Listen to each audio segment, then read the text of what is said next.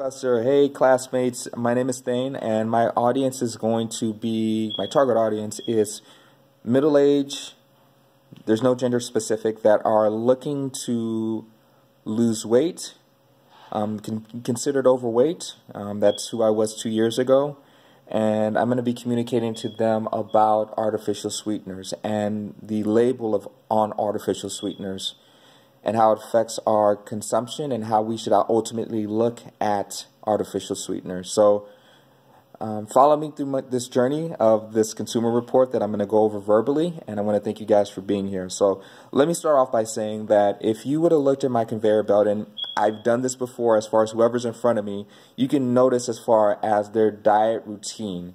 So 2 years ago, my conveyor belt, as far as foods that I would put on that conveyor belt, would have been Diet Coke, would have been anything that said 0 sugar, 0 carbs, no artificials. Well, it has artificial sweeteners, and the calories were low. And the reason why is because my thought process is if it said 0 calories, that it must be good for you. If it had the word diet, if it had 0 calories, if it even had the mention of it being beneficial for me losing weight, which a lot of the artificial sweeteners are labeled because that's how they grab our attention and ultimately our money to purchase their products, is what I would purchase. And I thought it was all in the belief system that this will assist me into losing weight. I didn't find out until a good friend of mine by the name of Oscar, who is a nutritional consultant, looked at my diet and looked at as far as the foods and the condiments that I was using and pointed out the artificial sweeteners that I was using. He challenged me to look deeper into the contents and how it affected my body. There's a research that says that anything that is sweet and is similar to sugar may have the same effect as far as how your body responds to it and how it produces insulin.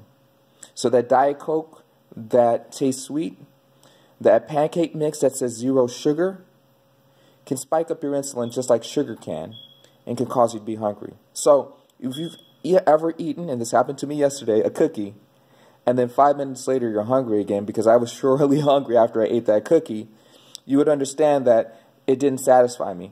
Because it's so high in simple sugars that it caused me to, again, be hungry within 5 minutes.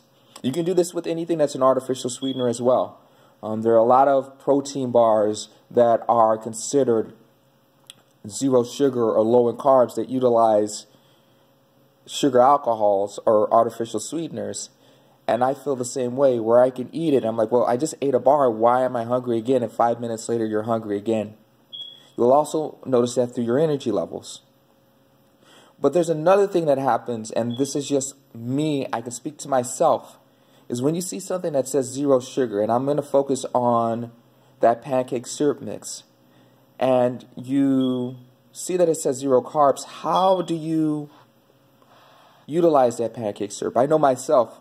I drench the pancake with the pancake syrup because my thought process is if it has 0 sugar, means that I can use as much as I need to use as much as I want in regards to on that pancake.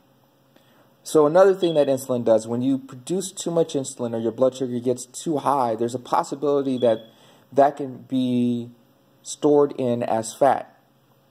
So if that pancake syrup, which is an example of an artificial sweetener, is overused or used too much and it has the same effect as sugar does, it does have the possibility of storing it as fat.